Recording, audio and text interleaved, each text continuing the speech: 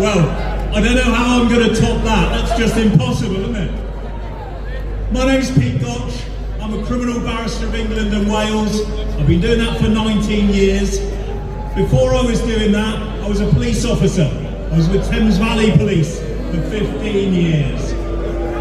But, you know what, I think that puts me in a good place to be able to say some legal facts to the people that govern us. And I'm going to start off with a few general facts, and then I'm going to add in a few facts about the way that the state is treating Tommy Robinson.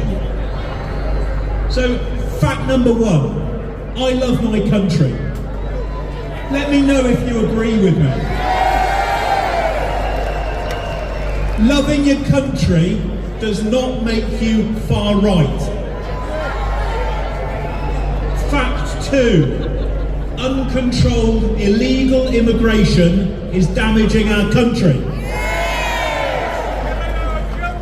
Being concerned about illegal immigration does not make you a racist. Fact three, there is a problem in this country with a toxic Islamic ideology. Being concerned about the spread of Islam does not make you Islamophobic. A phobia is an irrational fear, or a fear of something which is unrealistic. There is nothing irrational about fearing a group who commit 80% of all terrorist attacks in the UK. Fact four, there is a massive crackdown on free speech underway in this country. Blasphemy laws look as if they may be just around the corner. The police are now openly political. People are in prison for Facebook posts, while violent criminals are being released to make room for them. Tommy Robinson, currently serving 18 months in prison for showing the film Silenced. In other words, for telling the truth when other media outlets were just telling lies. And here's the thing, he's not just in prison, he's in solitary confinement. Now that is something that is usually used to punish prisoners who act up in prison.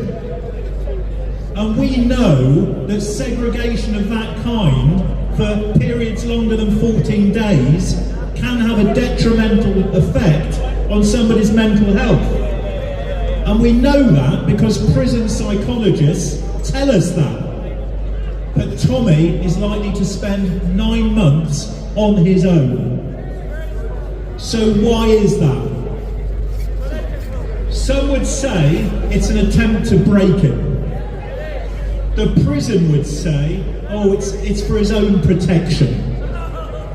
Well, let's quickly look at those two alternatives. I'll address a few questions directly to Nicola Marfleet, the governor of Woodhill Prison. Nicola Marfleet, if you have to keep Tommy Robinson in solitary confinement, who are you protecting him from? Why does Tommy have to be kept in solitary rather than dealing with the group who are making the threats against him? Doesn't that exactly mirror what is going on in society?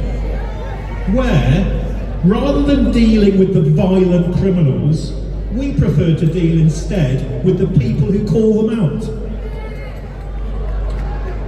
Ms Marfleet, Governor, there is a difference between segregation and solitary confinement. There must be plenty of people in that prison who would be quite happy to be housed with Tommy Robinson. Just safe people, just people who are not jihadists. So why then is he kept isolated from everybody? If it's for his own protection, why have all the visitors who've been to see him so far been made to sign a non-disclosure agreement so that the things that Tommy says in prison cannot be repeated outside of the prison? What is it that you don't want the public to hear? And why, Ms Marfleet, as a public servant, are you involving yourself in politics? And how does that relate in any way to his protection? And I hear now that all his visits have now been stopped. All personal visits to Tommy have now been stopped. There can be no possible legal justification for doing that. If it isn't an attempt to break him, what is it? The public need an explanation. And these questions, of course, should be asked by those that represent us over there. But they're not being asked. Lastly, Tommy should be in an open prison. He's category C. He should really be category D and in open conditions. Now, there's no clear definition of who's entitled to a Category D open prison, but there is some fairly clear advice on who is not entitled.